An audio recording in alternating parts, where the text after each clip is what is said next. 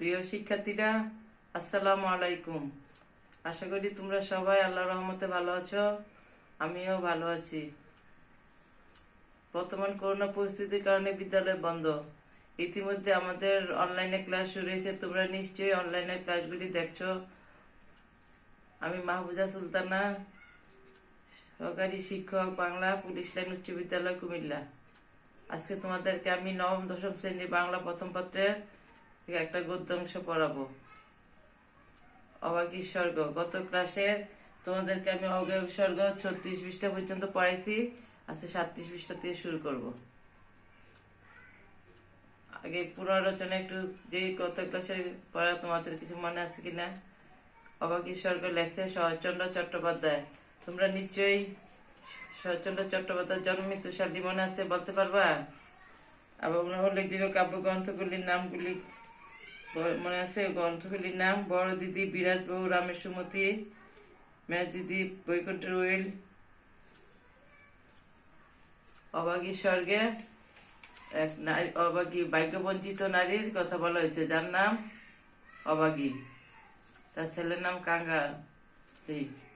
সে গত ক্লাসে ছিল মুখুজ্জবাড়ির বসে স্ত্রী মারা যাওয়ার তার যে অন্ত্যেষ্টিক্রিয়া হয়েছে, অবাগী দেখে তার মনে সাজ জাগছে যে গিন্নিমার মতো যদি তারও মৃত্যুর পরে ছেলের হাতের আগুন পায়, তাহলে সেও স্বর্গে যাবে। তার ছেলের সে মিনতি করে বলে গেছে। এর বাকি অংশ আমরা পড়াইতেছি আজকে।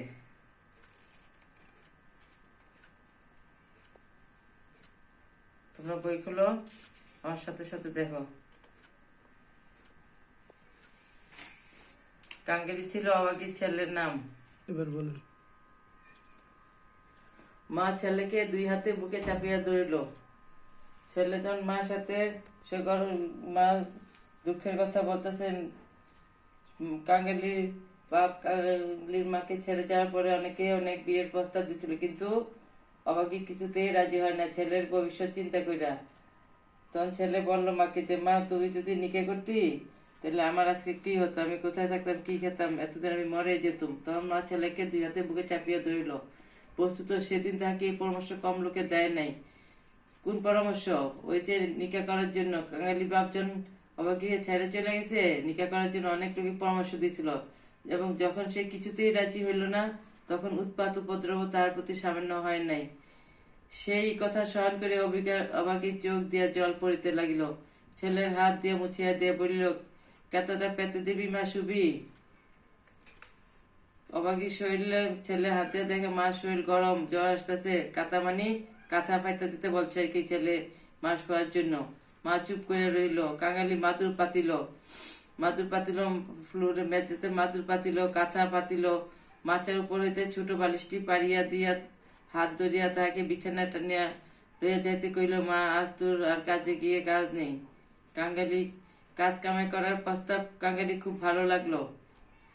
কাঙ্গালি কাজ কিছুতে কামাই করে না মানে বাদ দেয় না। আজকে মা যখন নিজে বলছে আজকে কাজে যাওয়ার দরকার নেই, তখন কাঙ্গালির ভালো লাগলো। কহিল, জল পানির পয়সা দুটো তো তাহলে দেবে না মা? জল পানি মানে নাস্তা খাওয়ার পয়সা দিত আর কি, কাজে গেলে। কাঙ্গালি কি কাজ করতো মনে আছে তোমাদের? পেঁয়াজের কাজ শিখতেছিল কাঙ্গালি। না দিকে আয়, তোকে খুব কথা বলি। আর প্রলুপ্ত করিতে হইল না। কাঙ্গালি তৎক্ষণাৎ মায়ের বুক ঘেঁষিয়া শুইয়া পড়িয়া কহিল, বলত তাহলে রাজপুত্র, কুটার পুত্র আর সেই পক্ষীরাজ গুড়া। এইগুলি রূপকথার গল্পের ভিতরে রাজপুত্রের কথা, কুটার পুত্রের কথা, পক্ষীরাজ গুড়ার কথা আছে। কাঙ্গালি ছোটকাল থেকে মার কাছে এই গল্প শুনতে শুনতে এত বড় হয়েছে। অবাগী রাজপুত্র, কুটাল পুত্র আর পক্ষীরাজ গুড়ার কথা দিয়ে গল্প আরম্ভ করিল। এই সকল তাহার পরের কাছে এতদিন কতদিনের শুনে কতদিনের বলা অপকথা। কাঙালি ছোটকাল থেকে এগুলি শুনতেছে, এই রাজপুত্র, কুটাল পুত্র, পক্ষীরাজ গুড়ার কথা। কিন্তু কয়েক মুহূর্ত পরে কোথায় গেল তার রাজপুত্র আর কোথায় গেল তার কুটাল পুত্র? সে এমন উপকথা শুরু করিল যা পরের কাছে তার শেখা নয়, নিজের সৃষ্টি। তাহার যতই বাড়তে লাগিল, উষ্ণ রক্তস্রোত তত দ্রুত বেগে মস্তিষ্কে বইতে লাগিল, ততে সে যেন নব নব উপকথা ইন্দ্রজাল রচনা করিতে চলিতে লাগিল। অবাগীর খালি ধ্যান জ্ঞান একটাই, ওই ঠাকুরমা বড় বাড়ির মুখুচক বাড়ির গিন্নিমার অন্ত্যেষ্টিক্রিয়া দেখে অবাকের মনে তখন থেকে কি রথচারে গিন্নিমা স্বর্গে যাচ্ছেন এই কথাই খালি মাথায় ঘুরবাক যেতেছে, তার মাথায় খালি এই এক কথাই চলতেছে, তাহার বিরাম নেই বিচ্ছেদ নেই। কাঙ্গালির স্বল্প দেহ বারবার মঞ্চিত হইতে লাগিল। ভয়ে বিস্ময়ে পুলকে সে সজোরে মায়ের গড়া জড়াইয়া তার বুকের মধ্যে যেন মিশিয়া যাইতে চাইল। বাহিরে বেলা শেষ হইল, সূর্য অস্ত গেল, সন্ধান ম্লান ছায়া গাঢ়তর হইয়া চরাচর ব্যপ্ত করিল, কিন্তু ঘরের মধ্যে আজ আর দ্বীপ জ্বলিল না। দ্বীপ মানে বাতি জ্বালাইলেন কেউ নাই। কাঙ্গালির মাত্র জ্বর শুয়ারিছে, গৃহস্থের শেষ কর্তব্য সমাধা করিতে কেউ উঠিল না। নিবিড় অন্ধকারে কেবল রুগ্ন মাতার অবাধ গুঞ্জন নিস্তব্ধ পুত্রের কর্ণে সুধাবর্ষণ করিতে লাগিল। মা পুত্রের কাছে গল্প করতে করতে, আজকে আর সন্ধ্যাবাতিও দিয়ে নাই, উঠেও নাই। সেই শ্মশান আর শ্মশান যাত্রার কাহিনী। কাঙ্গালি মাসি এক কথাই সেই শ্মশান যাত্রা দেখলো, শ্মশান যাত্রার কাহিনী ছেলে গেছে। সেই রথ, সেই রাঙা পাটি, রাঙা পার কি ওই গিনিমার পাজের আতর দিয়া আলতা দিয়া রাঙ্গা করছিল, সেই রাঙ্গা পা, সে তার স্বর্গে যাওয়া। কেমন করিয়া সুকার্ত স্বামী শেষ পদধূলি দিয়া কাঁদিয়া বিদায় দিলেন, কি করিয়া হরিধ্বনি দিয়া ছেলেরা মাতাকে বহন করে লইয়া গেল। হরিধ্বনি দিয়া লইয়া গেল মানে হিন্দুদের সব যাত্রা যখন করে তখন হরিনাম নিতে নিতে সবাই সব যাত্রার সাথে যায়, এটার বলে হরিধ্বনি। তারপরে সন্তানের হাতের আগুন, সে আগুন তো আগুন নয় কাঙ্গালি, সে তো হরি। তার আকাশ জুড়া দোয়া তো দোয়া নয় বাবা, সে তো সজ্ঞের রথ। কাঙ্গালি চরণ বাবা আমার, মার খালি চোখে ঘুরে ফিরা সেই এক কথাই ঘুরতেছে। সেই শ্মশান যাত্রা, সেই রথ দেখছে, আকাশ জুড়া দোয়া তো দোয়া নয়, মার সেই এক কথায় যে গিন্নিমা রথে চড়ে স্বর্গে যাত্রা করছেন। কি মা, তোর হাতের আগুন যদি পাই বাবা, বামুন মার মতো আমিও স্বর্গে যেতে পারবো। কাঙ্গালি মার দৃঢ় বিশ্বাস, ছেলের হাতের আগুন পাইলে কি তারা স্বর্গে যাবে। বামুন মা যেমন স্বর্গে যাবে, সেও যদি কাঙ্গালির হাতে আগুন পায় তাহলে সেও স্বর্গে যাবে। কাঙ্গালি অস্পষ্ট স্বরে শুধু কইল, যা বলতে নেই। কি বলতে নেই? যে মা যে মরণের কথা বললো, কাঙ্গালি বলছে মা বলতে নেই কথা। মা সে কথা বোধ করে শুনতেই পাইল না। তপ্ত নিঃশ্বাস ফেলিয়া বলিতে লাইল, তপ্ত নিঃশ্বাস মানে নিঃশ্বাসটা গরম হয়ে আইতেছে। কাঙ্গালির মায়ের শরীর গরম, গায়ে জ্বর। ছোট জাতু বলে তখন কিন্তু কেউ ঘেন্না করতে পারবে না, দুঃখী বলে কেউ ঠেকিয়ে রাখতে পারবে না। ইস, ছেলের হাতের আগুন, রথে আসতেই হবে। ছেলের হাতে আগুন সোজা কথা না, রথ আসতেই হবে। ছেলের মুখের উপর মুখ রাখিয়া ভগ্ন কণ্ঠে কহিল, বলিস নে মা, বলিস নে, আমার বড্ড ভয় করে। কাঙ্গালি মারে বলে আর মৃত্যুর কথা বলতে না, সে ভয় পায়। মা কইল, আর দেখ কাঙ্গালি, তোর বাবাকে একবার ধরে আনবি, অমনি যেন পায়ের দুটো মাথায় দিয়ে আমাকে বিদায় দেয়। অমনি পায়ে আলতা, মাথায় সিঁদুর দিয়ে, কিন্তু কে বা দেবে? তুই দিবি না রে কাঙ্গালি, তুই আমার ছেলে, তুই আমার মেয়ে, তুই আমার সব। বলিতে বলিতে সে ছেলেকে একে একে বুকে চাপিয়ে ধরল। ওই গিন্নিমার যেমন মেয়েরা সাজায় দিছে আলতা দিয়ে, বউরা চন্দন দিয়ে সাজায় দিছে, কাঙ্গালি বলছে তোমার এগুলি কে সাজাইব? কাঙ্গাল মা বললো, কাঙ্গালি আমার ছেলে, কাঙ্গালি আমার মেয়ে, তুই সব আমার, তুই আমারে এগুলি দিয়ে সাজাই দিবি। পায়ে আলতা দিবে, মাথায় সিঁদুর দিবে। অভাবী জীবন নাট্যের শেষ অঙ্ক পরিসমাপ্তি হইতে চলিল, মানে অভাবী ধীরে ধীরে মৃত্যুর দিকে চলল। বিস্তৃতি বেশি নয়, সামান্য। বোধ করি 30টা বছর আজও পার হই কি হয় নাই, শেষ হইল তেমনি সামান্য ভাবে। অভাগীর বয়স কত বললে কত বলবা? 30 বছর। 30 বছরের ভিতরে সার জীবন নাট্য শেষ, পরিসমাপ্ত হইল। গ্রামে কবিরাজ ছিল না, ভিন্ন গ্রামে তাহার বাস। কবিরাজ এই গ্রামে ছিল না, ভিন্ন গ্রাম মানে অন্য গ্রামে কবিরাজের বাস। কাঙ্গালি গিয়া কাটাকাটি করিল, হাতে পায়ে পড়িল, শেষে ঘটি বাধা দিয়া তাহাকে 1 টাকা প্রণামী দিল।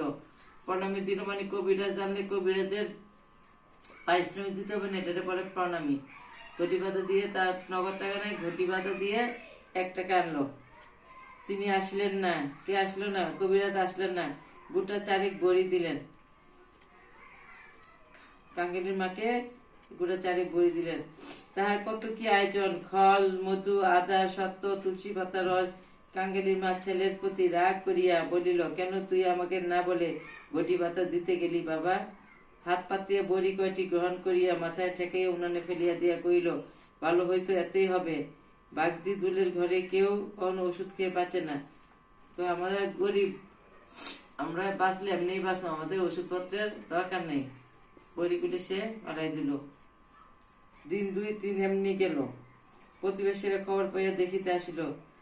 যে যাহা মুষ্টি যুগ জানিত, হরিণের শিং ঘষা জল গেটে করি পুড়াইতে, মধুতে মারিয়া চাটাইয়া দেওয়া ইত্যাদি অব্যর্থ ওষুধের সন্ধান দিয়া যে যাহার কাছে গেল। কাঙ্গালিমার অসুখের কথা শুন না প্রতিবেশীরা দেখতে যে যার যা জানা আছে সব বলে দিল কেমনে কেমনে কাঙ্গালিমার চিকিৎসা করবে।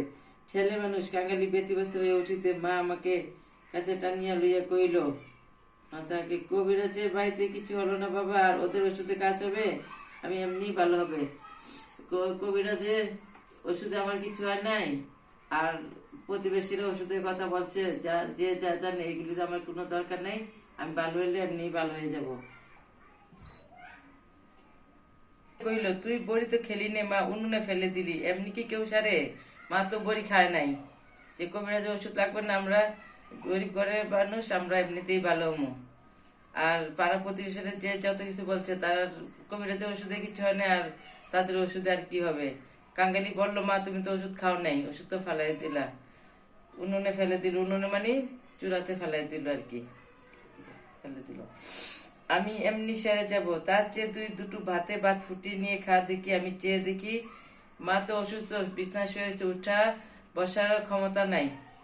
ছেলে কি না খেয়ে থাকবে, তাই মা কি বললো, ভাত রান্না করার জন্য বলল। কাঙ্গালি এই প্রথম অপটু হস্তে ভাত রাঁধিতে প্রবৃত্ত হইল। অপটু হস্তে কাঙ্গালি আর কখনো ভাত রান্না করে নাই, এটা বলছে অপটু হস্তে। তার হাত কোনো পাকা হয় নাই, পুক্ত হয় নাই। না পাইল ফ্যান ঝাড়িতে, না পাইল ভাতে করিয়া ভাত বাড়িতে। উনুন তাহার জ্বলে না, ভিতরে জল পড়িয়া ধোয়া হয়। ভাতে জল পইরা, পানি পইরা উনুন নিভে গেছে, ডার জল ছাড়ে না, জুয়া হইতেছে। ভাত ঢালিতে চারিদিকে ছড়িয়ে পড়ে। মায়ের চোখ ছল ছল করিয়া আসিল। নিজে একবার উঠিবার চেষ্টা করিল, কিন্তু মাথার সোজা করিতে পারিল না, শয্যায় লুটাইয়া পড়িল। শয্যা মানে বিছানায় লুটাই পড়িল। ছেলের অবস্থা দেখা মার আর শুয়ে থাকার ইচ্ছা করছে। মা উঠতে চাইছিল, কিন্তু উঠতে পারে নাই। শরীরটা এতটা অসুস্থ, এত দুর্বল যে আবার বিছানায় লুটাই পড়িল। খাওয়া হয়ে গেলে ছেলেকে কাছে লইয়া কি করিতে হয় বিধিমতো উপদেশ দিতে গিয়ে তার ক্ষীণ কণ্ঠ থামিয়া গেল। ক্ষীণ কণ্ঠ মানে খুব দুর্বল কণ্ঠ। ধীরে ধীরে কণ্ঠস্বর আস্তে থামিয়া, চোখ দিয়ে কেবল অবিরল ধারায় জল পড়িতে লাগিল। মা চিন্তা করতেছে, আমি মৃত্যুর পরে আমি না থাকলে কাঙ্গালি কি অবস্থা হবে। আজকে একদিনে এই অবস্থা দেখে মা এই কথা বুঝলো। গ্রামে ঈশ্বর নাপিত নারী দেখিতে জানিত। পরদিন সকালে সে হাত দেখিয়া তাহার সম্মুখে মুখ গম্ভীর করিয়া দীর্ঘশ্বাস ফেলিল এবং শেষে মাথা নাড়িয়ে উঠিয়া গেল। নারী দেখতে জানতো মানে আমরা অসুস্থ রোগী কি ডাক্তার আসলে দেখবা হাতে দিয়া রক ধরে দেখে, এটা বলে নারী দেখা, হাতে দেখা। এই ঈশ্বর নাপিত নারী দেখতো, ঈশ্বর নাপিত এসে কাঙ্গালিমার নারী দেখা মাথা নাড়ে উঠিল, মানে মুখ গম্ভীর করলো, মানে অবস্থা রুগীর বেশি ভালো না। কাঙ্গালির মা ইহার অর্থ বুঝিল, কিন্তু তাহার ভয় হইল না। সকলে চলিয়া গেলে সে ছেলেকে কহিল, এইবার একবার তাকে ডেকে আনতে পারিস বাবা। 39 পৃষ্ঠা দেখো। কাকে মা? ওই যে রে, ও গায়ে যে উঠে গেছে। কে উঠে গেছে ও গায়ে? কাঙ্গালির বাবার কথা বলছে। কাঙ্গালির মা রসিক বাগের কথা বলছে, যে আরেকটা বিয়ে করে ভিন্ন গ্রামে চলে গেছে। কাঙ্গালি বুঝিল, কহিল বাবাকে। অবাকি চুপ করে রইল। বাঙালি কহিল, সে আসবে কেন মা? অবাকির নিজেরই যথেষ্ট সন্দেহ ছিল, তথাপি আস্তে আস্তে কহিল, গিয়ে বলবি মা শুধু তোমার একটু পায়ের ধুলো চায়। সে তখনই যাইতে উদ্যত হইলে সে তার হাতটা ধরিয়া ফেলে বইল, একটু কাটাকাটি করিস বাবা, বলিস মা যাচ্ছে। মা বাচ্চা মানে মা মৃত্যু পথ যাত্রী, মা বাঁচার আর কোনো আশা নাই। তখন মা তাকে বললো যে একটু কাটাকাটি করলে যদি রসিকবাগের মনে দয়া মায়া হয়, কাঙ্গালির মারে দেখতে আসে। একটু থামিয়া কহিল, ফেরবার পথে এমনি নাপতে বৌদির কাছ থেকে একটু আলতা চেয়ে আনিস। কাঙ্গালি আমার নাম করলে সে দেবে, আমাকে বড় ভালোবাসে। আসার সময় আবার কি করতে বলছে? কাঙ্গালি মা তো মৃত্যু যে নিশ্চিত, এটা জানা গেছে যে তার আর কোনো বাঁচার আশা নাই। এই জন্য নাপতে বউ থেকে একটু আলতা আনতে বলছে। যে গিন্নিদের মুখুজ্জুবাড়ির গিন্নির পায়ে যে মেয়েরা আলতা লাগাইছে, কান্নারি মারো কি ইচ্ছা সে মৃত্যুবরণ করলো, তার যাতে এরকম আলতা দিয়ে সিঁদুর দিয়ে সাজায় গুছিয়ে দেয়। এই জন্য কাঙ্গালির কি বলছে, নাপতে বৌদির কাছ থেকে একটু আলতা চেয়ে আনতে বলছে। ভালো তাকে অনেকেই বাসিত। জ্বর হওয়া অবধি মায়ের মুখে সে এই কয়টা জিনিসের কথা এতবার এত রকম করে শুনিয়েছে যে সে সেইখানে কাঁদিতে কাঁদিতে যাত্রা করিল। পরদিন রসিক দুলের সময় মতো যখন আসে উপস্থিত হইল, তখন অবাগীর আর বড় জ্ঞান নেই। রসিক দুলের কাঙ্গালি বাবারে আনতে গেছে, বাবা কাঙ্গালির সাথে আসছে। মুখের পরে মরণের ছায়া পড়িয়াছে, চোখের দৃষ্টি সংসারে কাজ সারিয়ে কোথায় যেন অজানা দেশে চলে গিয়েছে। কাঙ্গালি কার বর্ণনা বলতেছে? এটা অবাগীর কথা বলতেছে। আর জ্ঞান ছিল না যখন রসিক দুলে আসছে। মুখের দিকে চাইলে সবাই বুঝছে যে মরণ গনাই আসছে। কাঙ্গালি কাঁদিয়া কহিল, মা গো, বাবা এসেছে, পায়ের দুলো নেবে যে। মা হয়তো বুঝিল, হয়তো বুঝিল না, হয়তো বা তার গভীর সঞ্চিত বাসনা সংস্কারের মতো তার আচ্ছন্ন চেতনায় ঘা দিল।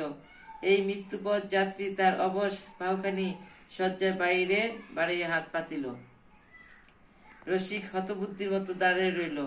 রসিক যে অবাগীর অবস্থা এত খারাপ, মৃত্যুপথ যাত্রী, রসিক কল্পনা করতে পারে না। হঠাৎ এসে দেখে হতবুদ্ধি মানে বিহ্বল হয়ে গেছে। এই পরিস্থিতিতে পৃথিবীতে তাহারও পায়ের দুলোর প্রয়োজন আছে, ইহাও কেউ নাকি চাইতে পারে, তা তার কল্পনার অতীত। তার পায়ের দুলো যে এত দামি, কেউর কাছে যে তার পায়ের দুলোর মূল্য আছে, রসিক ভাগের এটা মানে চিন্তায় ছিল না, চিন্তার কল্পনা অতীত ছিল। বিন্দির পিসি দাঁড়াইয়াছিল, সেই কইল, দাও বাবা দাও, একটু পায়ের দুলো দাও। রসিক অগ্রসর হইয়া আসিল, সামনের দিকে আগে আসলো। জীবনের যে থেকে সে ভালোবাসা দেয় নাই, আরেকটা বিয়ে করে ভিন্ন গ্রামে চলে গেছে।